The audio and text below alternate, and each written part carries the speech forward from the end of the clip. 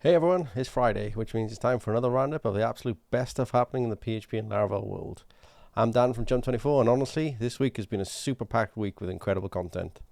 I've been deep diving into podcasts, blog posts, and some seriously clever code that I can't wait to share with you. So grab a coffee and let's jump straight in.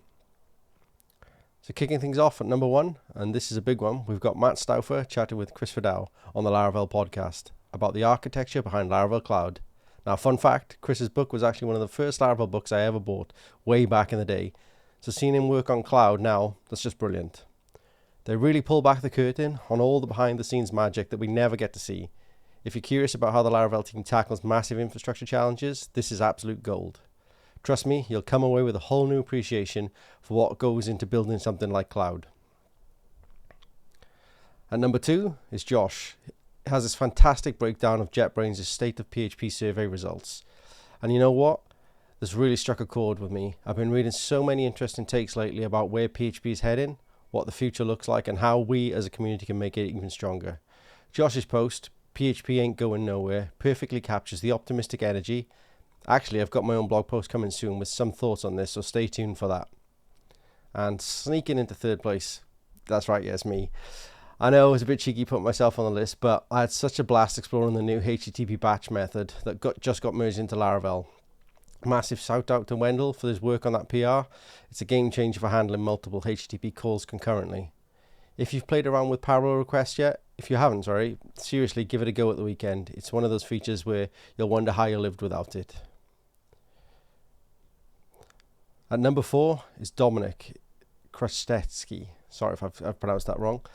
Is having way too much fun with PHP in his post about changing read-only properties. The title alone, Fun with PHP, Changing Read-Only Properties and Other Shenanigans, tells you everything. It's one of those posts where you'll learn something while having a proper laugh. PHP doesn't always have to be serious, right? And in 5th place, we've got Joe Tannenbaum with his recent talk, A Bit of Alchemy, How We Use Vite at Laravel. If you're still figuring out the whole Vite situation or want to level up your build process, Joe breaks it down beautifully. The way Laravel handles model front-end tooling is honestly impressive, and this talk shows you exactly why. And then at number 6, now this is a deep dive enthusiast, Jacob Zelenka on the PHP Foundation blog talking about evolving PHP streams for async, security and performance. This is a proper under the hood stuff. If you want to understand where PHP is heading at a fundamental level, then this is essential reading. And next up, then in 7th place, we have Ryan Chandler with his post creating custom facade fakes in Laravel. Testing can be tricky, we all know that, but Ryan makes it feel really approachable.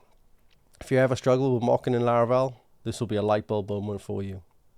At number 8, then we have Roman Pronsky. Shares the results of the PHP 8.5 release page design contest that's been running for the last few weeks. As you can see, they've got a winner now. It's brilliant seeing how the community came together for something creative like this. And the winning designs are stunning, and there's some really good ones there, so it's worth having a look. And then next up, then we've got the PHP Alive and Kicking podcast with Chris Miller and Mike Page. And this week they have Bert Dessoifon. Always love hearing different perspectives on where our ecosystem is heading, and these three bring such great energy to discussion. And rounding off the top 10 this week, we have Tony with Laravel rate limiting best practices. This is one of these topics that everyone needs to understand, but often gets overlooked until it's too late. Tony's approach here is practical, clear, and immediately applicable. And that's our top 10 for this week. Honestly, choosing just 10 is getting harder every week, so there's so much incredible work happening in our community right now.